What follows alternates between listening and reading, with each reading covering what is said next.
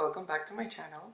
I've been loving sparkling water for some reason. I was feeling pretty dehydrated lately. I just found that really recharged and revitalized me. My younger self would be screaming because she hated sparkling water. In today's video, we'll be doing a full reset of our lives. I've been in a bit of a slump, low mood. Also, spring is right around the corner. We're finally exiting winter. Don't get me wrong, I love a little hibernation season, reflecting, reviewing, recharging, but it just feels like at this point I'm done with it. So let's get ready for spring. Let's get ready for the time of the year that's actually meant to be for setting new intentions, pursuing new things. Today we'll do a full reset of our physical, internal, our mental spaces and just get back on top of our game. This year I really want to actively pursue is living intentionally, shopping intentionally, spending my time intentionally, eating intentionally, just being intentional. The way that I move throughout my life, the way that I do things, what surrounds me, to align with that. I should really start with my space,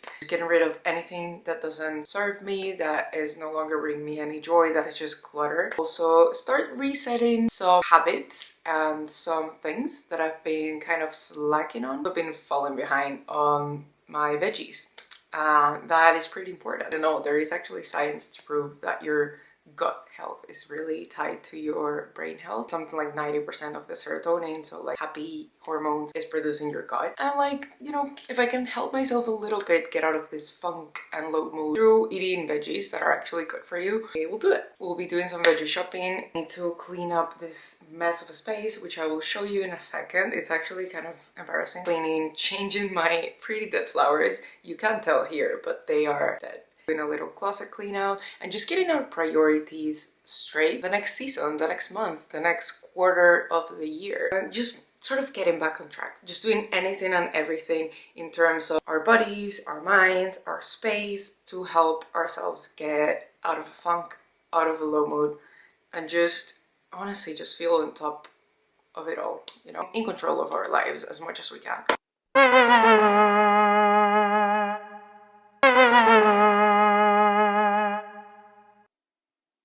Started with the living room. The actual kitchen is doing okay. She's clean, she's as organized as she's gonna get because our kitchen is pretty small. But the living situation is a bit out of control.